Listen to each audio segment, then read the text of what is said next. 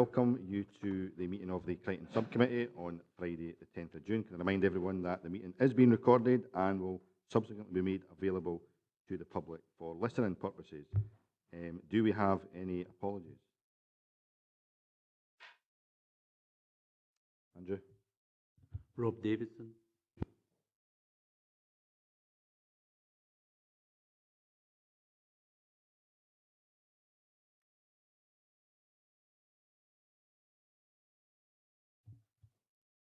Good morning. We have 7 members present, and I have apologies from Councillor Groom and Councillor Davidson. Councillor McGregor and Councillor McCaughtrey are not present, but may be along later in the meeting. Thank you very much. Do we have any declaration of interest? No. Can I welcome Graham and Alec to the meeting this morning as well? This may be your first meeting, Alec. If there's any questions about procedure you've got or anything like that, just ask us and we'll do our best to help if that's okay. Okay, but very much appreciate you coming along this morning. Can we turn to item number 3, which is the minute of the meeting of the 6th of November 2015. It's obviously for noting. Members happy to note it. There is one typo actually that we should note and change in the final minute under the list of officials. Unfortunately, we've spelt Graham's name wrong, so to avoid Graham having to change his name, I think the quickest method would be to change the minute and make that amendment. People are happy with that. Apologies for that. Okay, item number 4, which is the Crichton Trust Business Plan Progress Report. The report obviously gives members with an overview of progress to date in relation to the business plan that the committee previously agreed. Can I ask the Director if there's anything to add to the report before members? Chair, there is nothing to add at this stage. Thank you. Okay, members, open it up for any questions, comments? Do you want us to go through obviously the key thing is maybe the appendix? Is it maybe best if we went through that just page by page? If there's any question, that might be the best way rather than jumping back and forward. Was happy with that? Okay, if we turn to page 7 of the report in the appendix, on the first 4 key items, do members have any questions specifically on those 4 items? Ronnie and then Ivor and then Jane.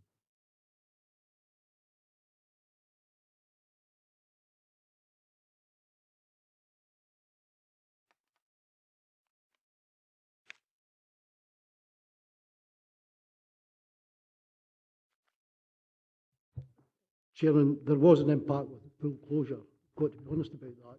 However, the projections that we produced were produced in April after the pool closure, when the pool had reopened. We're relatively confident that we will achieve that profit. Neurus had a very soft launch.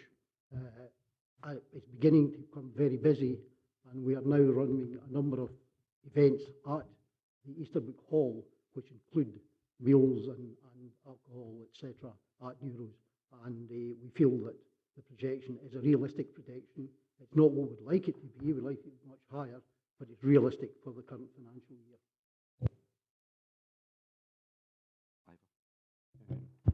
Just on the strategy development, its timescales for September 2016, is that on target?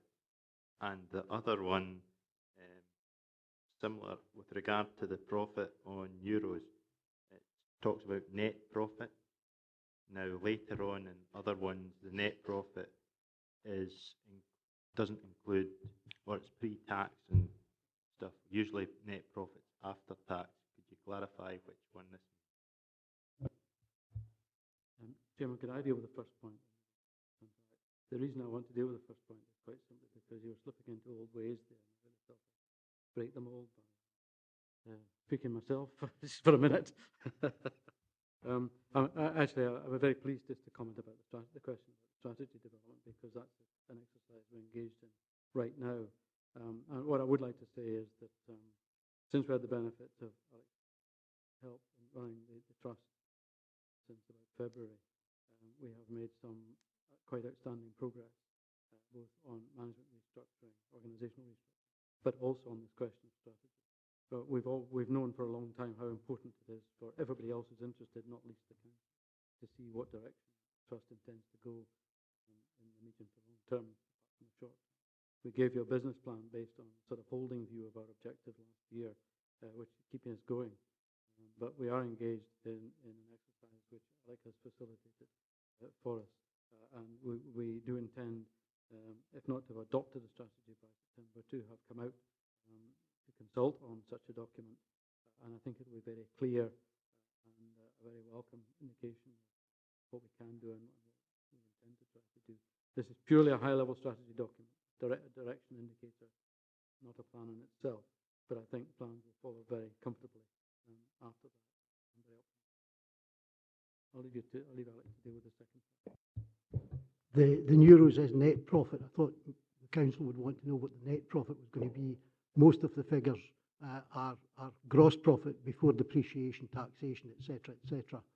That's the way the company does its accounts. But I took the trouble of actually working back and saying what would the net profit be in euros rather than the gross profit. So there is a difference, and I acknowledge that.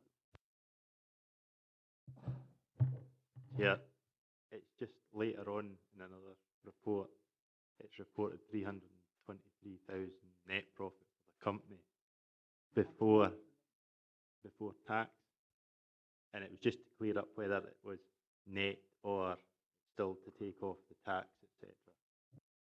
The figures are calculated differently. The 320-odd thousand gross profit will have tax, depreciation, etc., taken off it, and that will result in a net profit of the order of 240 to 250,000 pounds. But the euros figure is net. Thank you. It's about the crypt on item 4.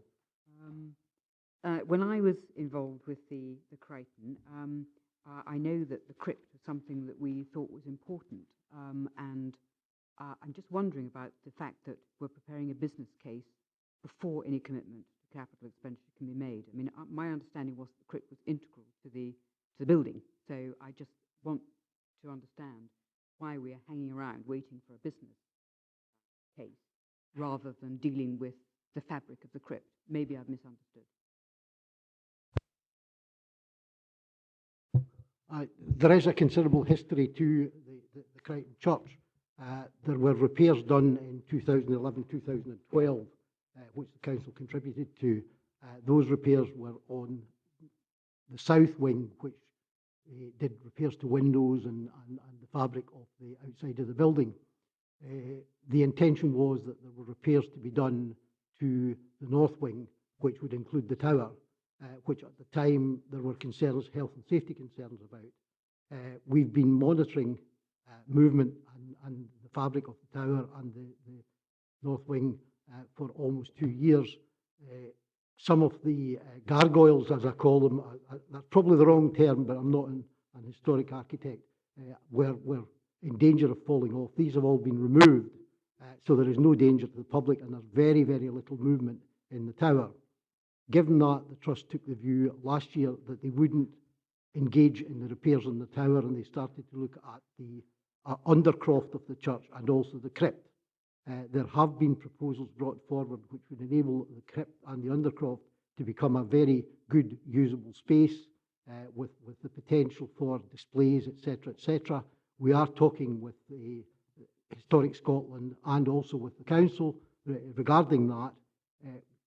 The Trust took a view that they did not want to commit to spend money without having a proper business plan in place, which will give them the full details of what the cost of the repairs to both the tower and the upgrading of the undercroft and crypt will take.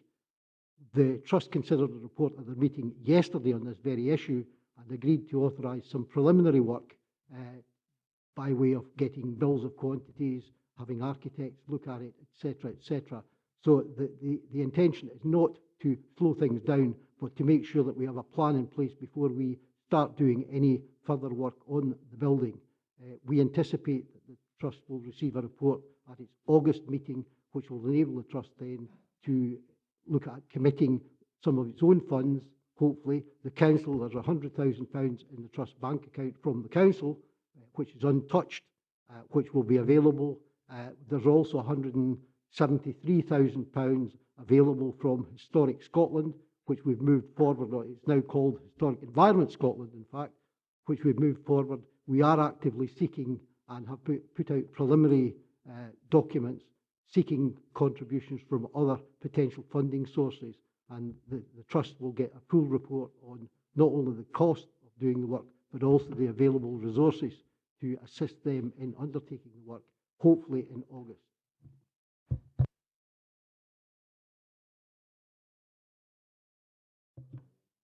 Well, if I could, it's really just about how the councils.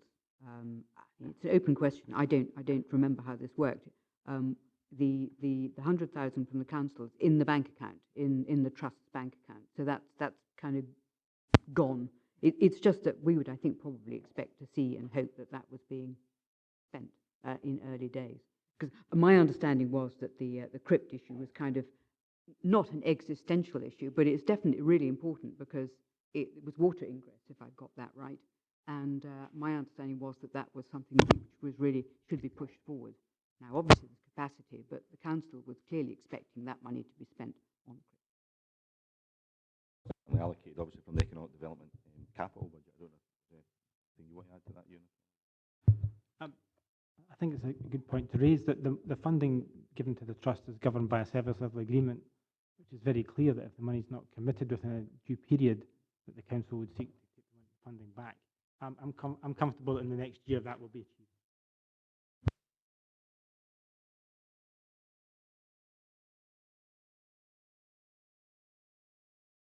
It was just on the back of Jane's question. The second last paragraph, although it's over the page, about the business case. My recollection was we had a business case in front of us for Neuros, and we had a business case for the crypt in front of us, and that's why we allocated the funding.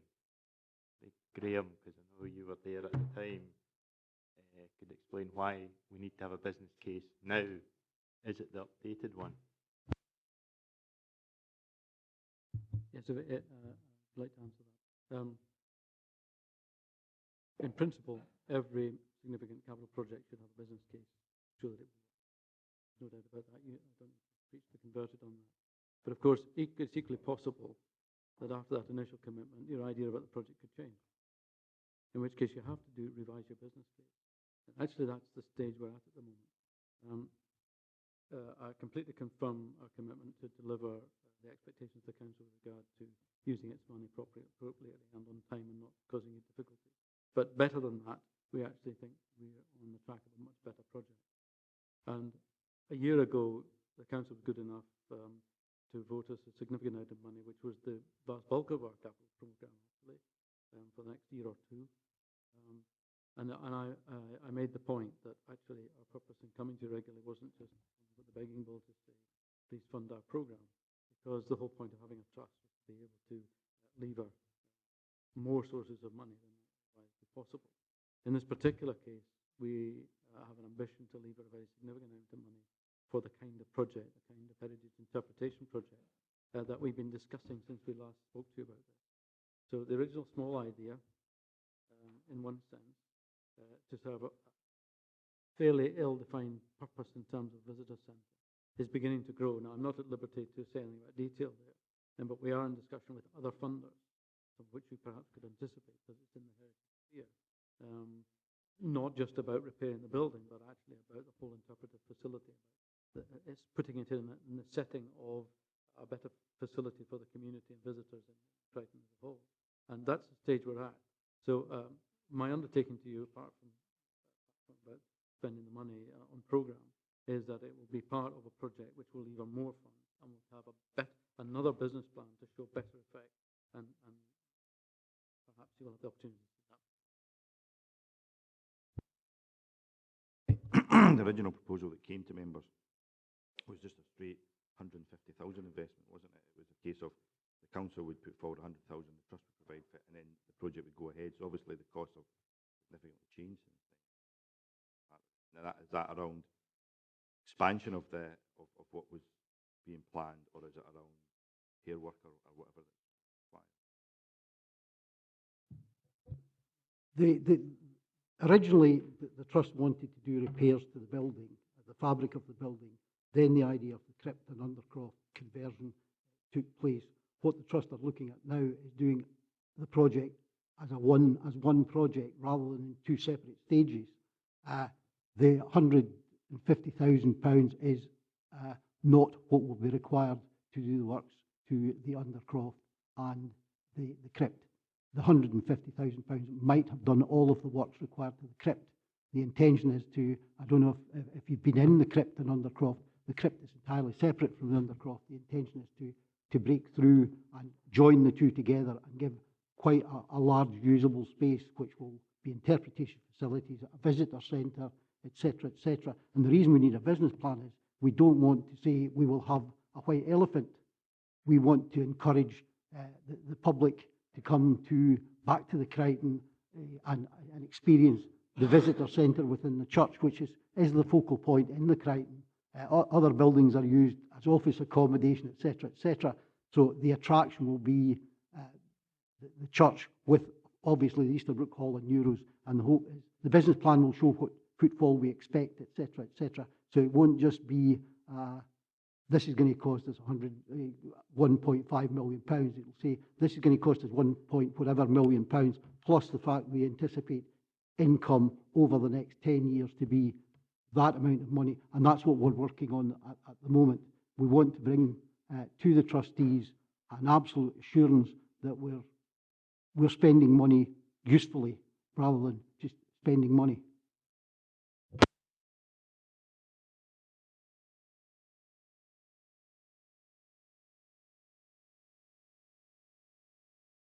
Is this, so what we're saying now is, say when we agreed that the money, the 100,000, like, we were showing drawings as well, so they've been completely changed to what we were showing at the time when we committed the 100,000.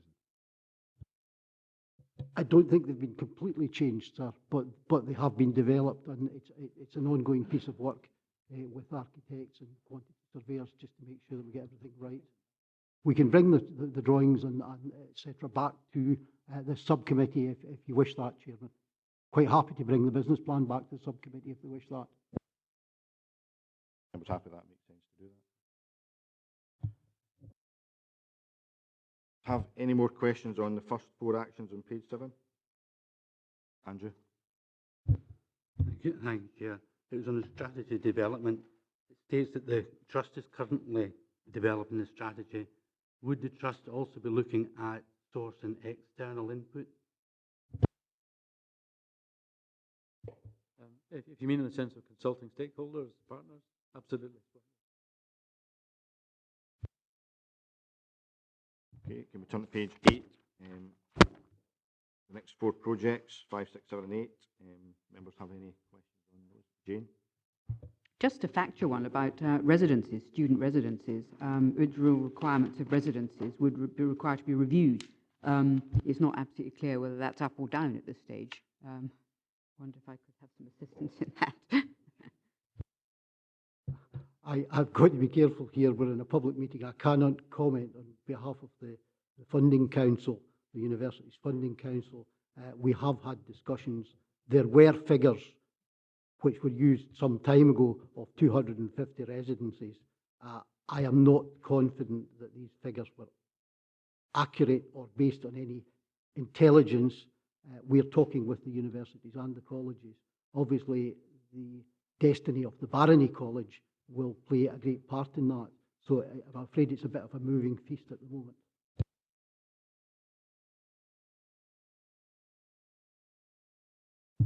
Okay, any other questions on 5, 6, 7, 8? Straightforward, those ones, I think. And finally on page 9, actions 9, 10 and 11. I'll give members a chance to have a quick glance at them, take any questions. Jane? On 9, it just to do with facilities management and thinking about, actually it was the word stream that got me thinking about it.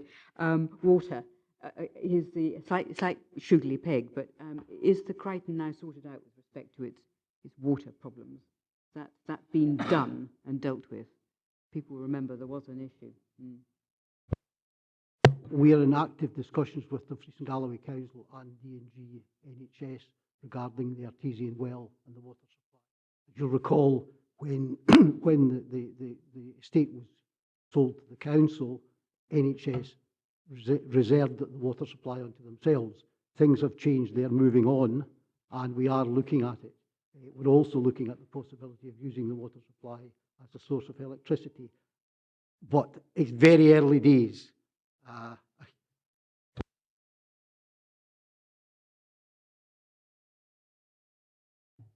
Jane, yeah. Any other questions on 9, 10 and 11? Ronnie? It's just about clarification. You know, the leases for the University of Glasgow and DGHP are for 15 years. The UWS renew the leases on a 1 year on a recurrent basis. Why is that? And what's the reasoning behind that? I think UWS are actively looking at other accommodation, either on the estate in terms of a new build or just on the periphery of the estate. There's an awful lot going on in relation to the future of DGRI, etc., etc. So UWS have said that they wouldn't want to commit for more than a year at a time. Clearly, it will be an ongoing lease. I suggested to them that they look at 5 years with a break point after 2, but they felt that it was appropriate to go for an ongoing 1 year lease, which will just be renewed by tacit relocation on an annual basis until they determine what their future requirements are for accommodation. Okay, any other questions? Okay, can we go back to the recommendations?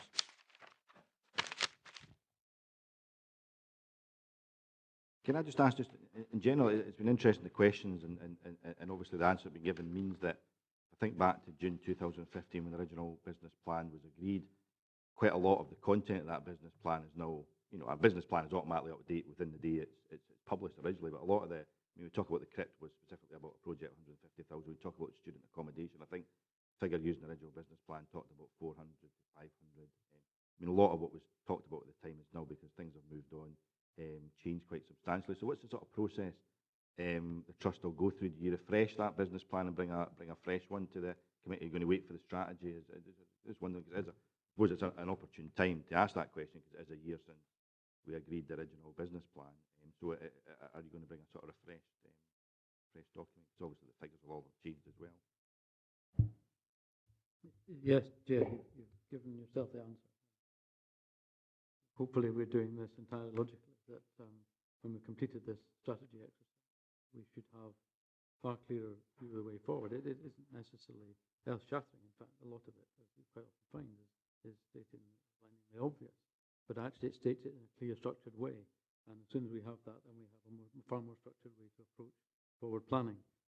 So that there will be a refreshment, or no, a review of the business plan immediately in the aftermath, particularly with a view to replacing the current one as it would apply in the third year starting next April, let's say.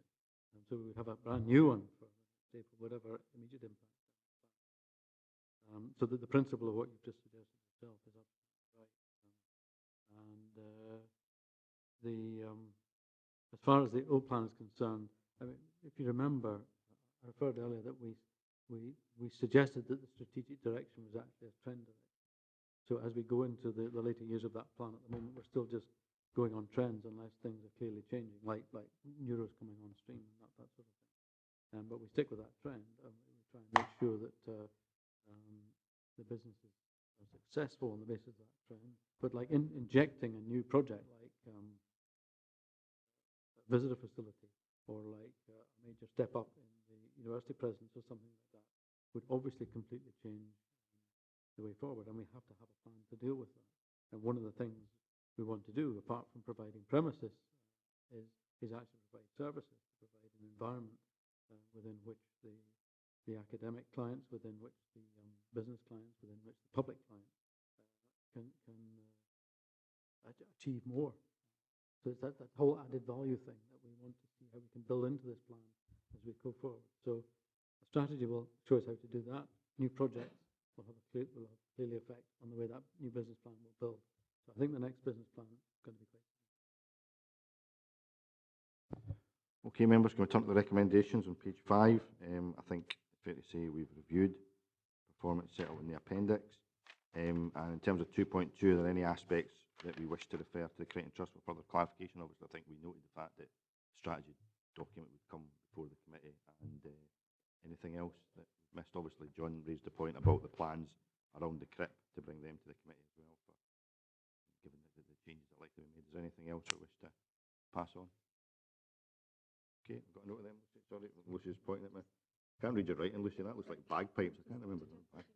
Business plan, sorry, bagpipe. The business plan coming back as well, obviously. Yeah, thanks very much. I don't think we'll put a specific date on it. Yeah, got a particular date when that's going to happen, but you'll have a date for obviously the next plan coming forward. So, Alec, do you want to? Without committing myself too much, I would anticipate that we will be out to consultation on the strategic document in the autumn of the current year. The Trust have worked hard on it yesterday, and I have got the bones of a document to prepare. That will take some time to prepare, but I would hope that it will be coming back to the council in September time. Likely to time with the next meeting. I think we definitely want that in the next meeting for members to be able to consider. So, Chairman, that would be the strategy document. Yeah, the strategy document. Yes, Don't the worry, high-level not business plan yet, Graham, but yeah, the strategy document. Yeah, we'll get that. We'll get that the next meeting after that. Yeah. No, that's the strategy document, but then, and obviously the business plan review will follow on from the strategy document. Okay, thanks very much. Can we turn now to item number 5? The Trust Director's Report. The report provides members with an overview of the current position regarding the Trust and in relation to strategy, governance and finance. Can I ask the Director if there's anything he wishes to add to the report before members? Nothing to add to the report. Okay, can I open it up for members' questions? Ivor?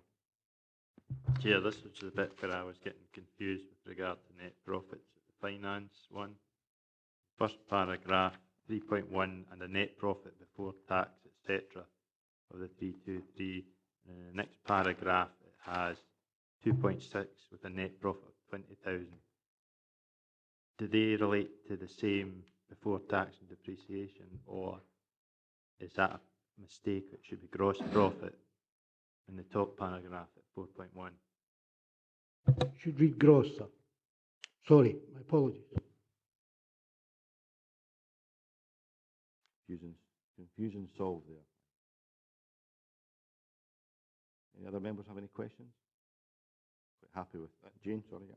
No, I haven't, but can I just say, just as a general, again, another Sugarly Peg, that I very much commend the Trust for the Neuros development. Actually, I think it's been really good for the town, and people seem to like it very much. So I hope it sort of builds itself up and works well. But I do commend it.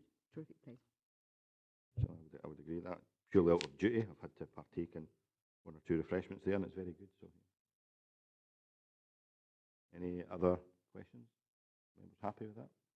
Okay. Let's go to the recommendations on page 11. Okay, members happy to note 2.1, and do we have any points to pass on? Thank you very much. Can we turn to item number 6, which is the appointment of trustees? Again, we're looking to the process for the appointment of a number of new trustees to fill vacancies on the board. Could I ask the Director if there's anything to add to the report before members? Nothing to add to the report, Chair. Thank you. Okay, can I open up to members' questions? Similar process that we followed before, so I don't think there's any significant change there at all. Any questions? No? Happy with the process? Can I just ask in terms of just the sort of practicalities, we've obviously got to nominate 4 members. I think what we did previously is we effectively set a number of dates and then contacted the members of the committee to see people's availability rather than appoint 4 people and then discover that only 2 are available. Is that the process we want to follow this time, maybe? Or do you want to appoint 4 people here today? It's entirely up to I'm open to members to decide. To just leave it open for people for you maybe to send an email out to agree that we're going to appoint 4 members, to look at some dates for appointments, and then that will allow members to check their availability. I would stress, obviously, it's important for members to make themselves available best they possibly can. Happy with that. Okay then, so are we happy to agree the process that's set out in the document? Okay, we'll obviously nominate, agree the fact that we'll nominate 4 members, and all members will be contacted about their availability, and we'll have 4 members from the body of the committee. And we'll obviously receive, members are happy to agree to receive a written report on the outcome of the process. Okay, Graham? Chairman, perhaps I could just put this process into a bit of context as far as we're concerned anyway, because I think it'd be of interest. This isn't just a simple question of some vacancies. We've had, the last round of recruitment was very successful, but as in the usual way of thing, we've had a bit of wastage for normal reasons. So we feel we need a bit more strength, maybe not full 15. It's always a story. You like a bit of leeway to maybe appoint people on their individual merits when the opportunity arises, or for particular skills. But we do need to build our strength a little bit, with perhaps with 1 or 2 skills. That's the first phase of a process of change of personnel. We talked about restructuring the organisation and preparing a new strategy. But I think equally important is what's happening to the people behind this. There are some vacancies to fill, and I'd like to do this very quickly, because I'd like the newish board to be in place before other changes. The first of which will be, I haven't told the Chief Executive officially, my current appointment runs to the end of 2017 as a trustee, but as chair, I wish to resign at the end of this year, create succession at an appropriate time.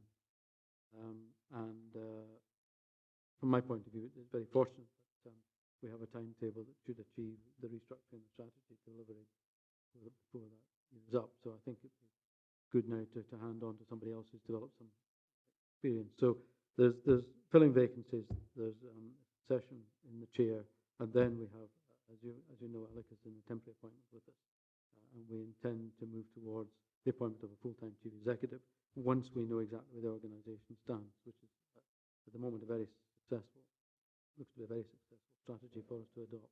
So we'll pursue these 3 personnel changes in that order: vacancies, chair, and new chief executive over the next 6 months. So that we put in context for you. For that. Okay, members, any other questions? Okay, thank you very much. I don't have any other business, so thank you very much indeed for your attendance, and thanks to Graham, Alec, and Ian. Ivor? I don't know whether we should record this or not, but is there any update on the scheme for investment into the Crichton from? I don't know whether that's appropriate to ask, but or has it hit the buffers maybe, or should we take it off record? Chairman, I hate to be back in my old seat next to Lucy and say the information you would get would, in my view, and you need to take advice from Lucy, exempt information, because we are in the middle of discussions, and if the subcommittee would wish an informal discussion with Graham and myself, we'd be only too happy to have that with you. But I feel that there are external parties involved, some of them in the public sector, and I think it would be inappropriate for me to spout off in public. Yeah, no, absolutely. There's obviously no paper before members today on that particular item. People can have an informal discussion, and if there's a requirement for the committee to consider it formally, then obviously that paper will be brought before. Okay, thank you very much for your attendance.